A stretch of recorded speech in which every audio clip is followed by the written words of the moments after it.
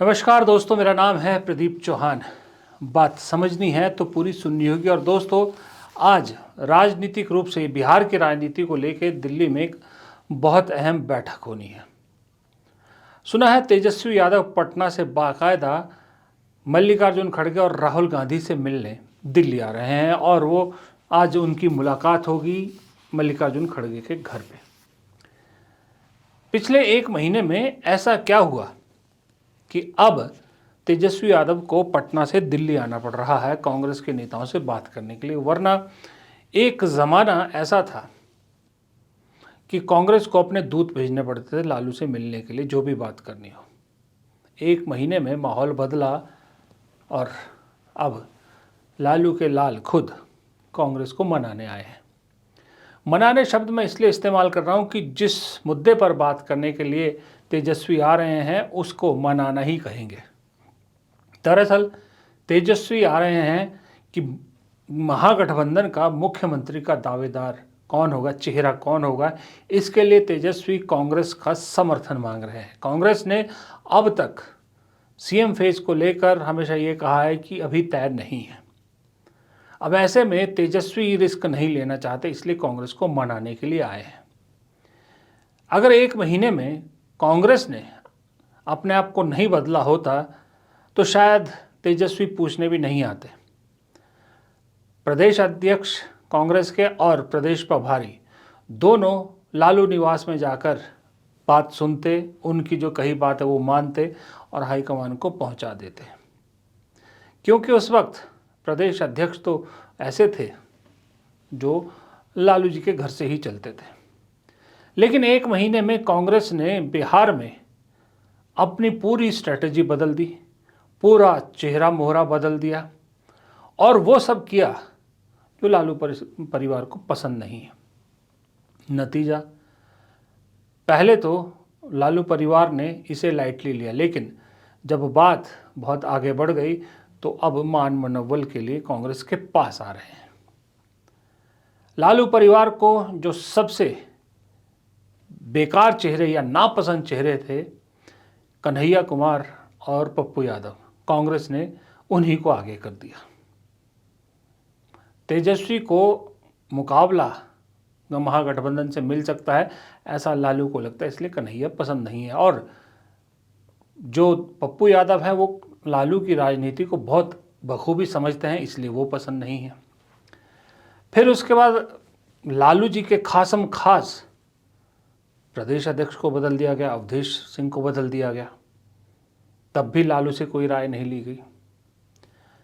फिर प्रभारी ऐसे बनाए कांग्रेस ने जो लालू जी इंतज़ार करते रह गए, लेकिन वो दरबार में हाजिरी देने नहीं गए।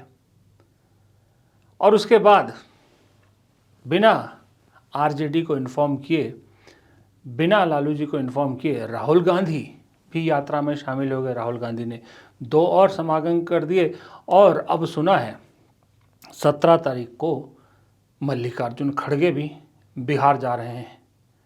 तो कांग्रेस ने अचानक से ये जो अपना रुख बदला, एग्रेसिव कांग्रेस दिखी, उसने कहीं ना कहीं लालू परिवार को थोड़ा सा, यूं कह सकते हो आपकी, थोड़ा सा घबराहट उस परिवार में पैदा हो गई कि आखिर कांग्रेस चाहती क्या है। हालांकि याद रखिए, कांग्रेस ने पहले ही कह दिया कि चुनाव तो गठबंधन में ही लड़ा जाएगा, आरजेडी के साथ गठबंधन में ही लड़ेंगे। लेकिन उसके बावजूद कांग्रेस के तेवरों में कोई बदलाव नहीं आया है।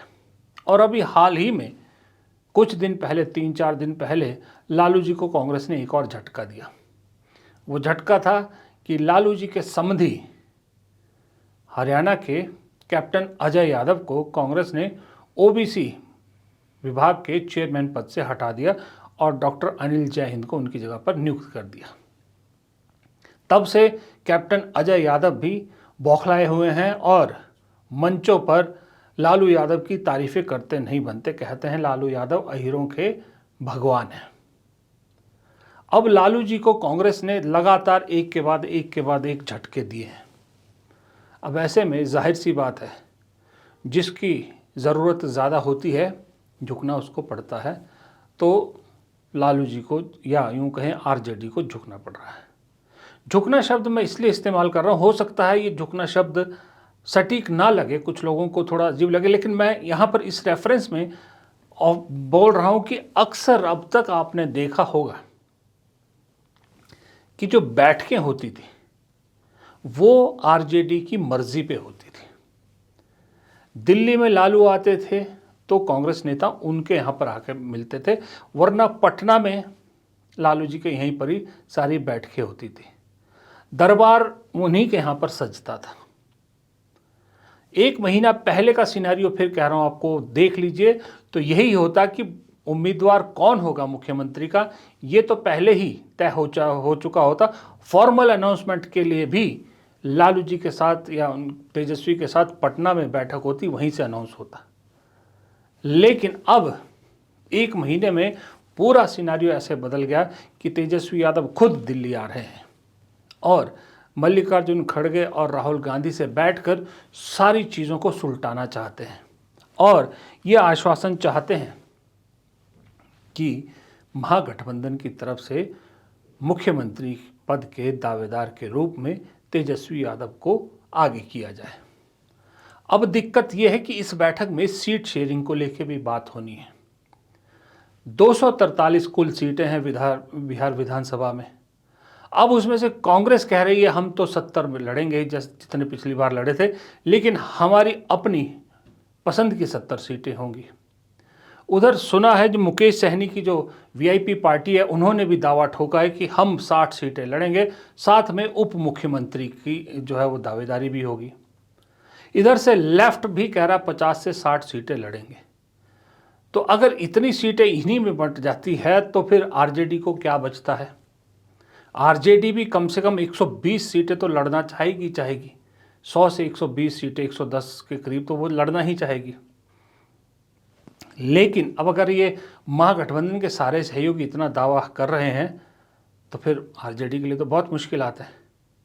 अकेली आरजेडी लड़ेगी तो आरजेडी को नुकसान है, ये बात पक्की है। और दूसरी तरफ जिनसे मुकाबला है उनकी स्थिति इस वक्त इतनी डामाडोल है कि इस वक्त महागठबंधन को लग रहा है, आरजेडी को लग रहा है कि गोल्डन चांस है सरकार में आने का।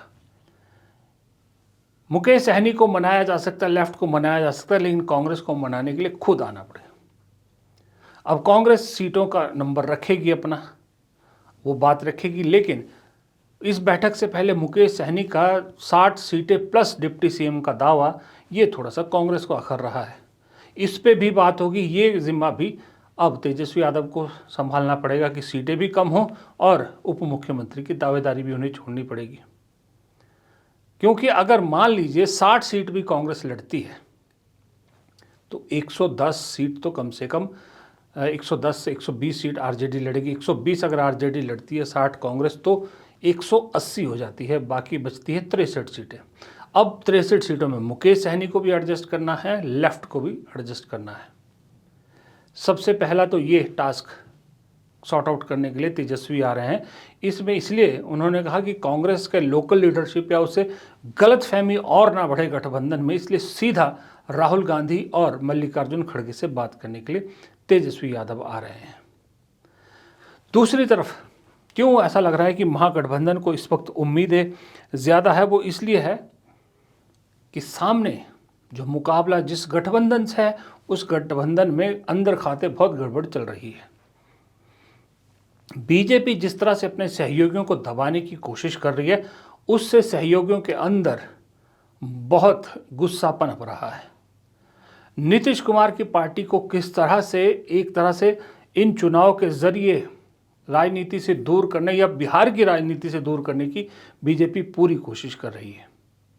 ये बात नीतीश समर्थकों को साफ समझ में आ रही है और ऊपर से नीतीश कुमार की तबीयत को लेकर जो भी खबरें चलती है वो सबको मालूम है वो खबरें कहाँ से चलाई जाती हैं, किसके द्वारा चलाई जाती हैं।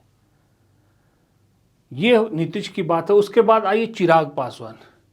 चिराग पासवान इसलिए दुविधा में है कि ये जो वक्फ बिल को लेकर मुसलमानों की नाराज़गी उनके पल्ले आ गई है, इससे कैसे निपटेंगे? बीजेपी से फिर अब किस आधार पर सीटों का जो है वो डिमांड करेंगे? चौथे पार्टनर मांझी, जीतन राम मांझी। देखिए, जीतन राम मांझी ने तो अपनी नाराज़गी जाहिर भी कर दी। मांझी कहते हैं कि बीजेपी ने जो जो हमसे वादे किए सब वादों से मुकर गई। अब जीतन राम मांझी की अगर नाराज़गी सामने आई है तो जाहिर सी बात है चिराग पासवान के मुंह से भी कभी ना कभी तो बात निकलेगी और जेडीयू से भी बातें आएंगी बाहर।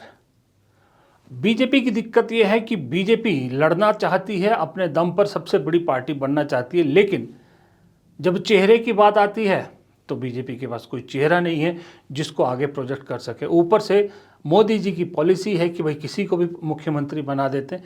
ये बिहार में नहीं चलता। बिहार में आपको चेहरा एक देना पड़ता है। इसीलिए अब तक बिहार की राजनीति में चाहे लालू हो चाहे नीतीश हो, ये चेहरों की राजनीति रही है और इसीलिए ये दोनों इतने कामयाब रहे हैं। उसके बाद तेजस्वी ने लालू की जो है वो कमान संभाली आरजेडी की। उससे पहले भी चेहरे बड़े इंपॉर्टेंट रहे हैं बिहार की राजनीति में। बीजेपी बिना चेहरे के, इससे पहले बीजेपी ने जितने चुनाव लड़े बेशक मुख्यमंत्री का चेहरा नहीं था उनके पास, लेकिन एक सुशील मोदी के रूप में एक बड़ा चेहरा था। अब वो भी नहीं रहे। तो बीजेपी को बड़ी दिक्कत है वहाँ पर कि ये जो एनडीए वाला गठबंधन है इसको कैसे मजबूत रखें और कैसे मजबूत रखते हुए अपनी बात को सही किया जाए। इसी कमज़ोर स्थिति को भांपते हुए महागठबंधन, जो इंडिया गठबंधन कहे चाहे यूपीए कह लीजिए, इसको लग रहा है कि बहुत सुनहरा मौका है इस वक्त बिहार में पटखनी देने का। इसीलिए तेजस्वी यादव खुद कमान संभाल के राहुल गांधी और मल्लिकार्जुन खड़गे से बात करने आए हैं। अब ऐसे में जाहिर सी बात है कि चीज़ें अब शायद कांग्रेस के कृष्णा अल्लावरू और कन्हैया कुमार के से ऊपर अब दिल्ली हाईकमान के लेवल पर यहाँ से आगे की रणनीति को जो है वो काम किया जाएगा। लेकिन फील्ड में यही लोग एक्टिव रहेंगे और इन्हें डायरेक्शन क्लियरली कल मुझे लगता है कांग्रेस की तरफ से क्लियर हो जाएगा कि क्या डायरेक्शन जाएगी। उसके बाद फिर इस बार बहुत लंबे समय के बाद बिहार का चुनाव बड़ा इंटरेस्टिंग होने वाला है। जो लड़ाई 15 दिन पहले तक जेडीयू बीजेपी बनाम आरजेडी कहा जा रहा था, वो लड़ाई अब बीजेपी जेडीयू बनाम कांग्रेस आरजेडी में बदल गई है। यानी दो मजबूत धड़े आमने सामने ये लोग अब मानने लगे हैं। फिलहाल इस वीडियो में इतना ही। इजाज़त दीजिए। नमस्कार।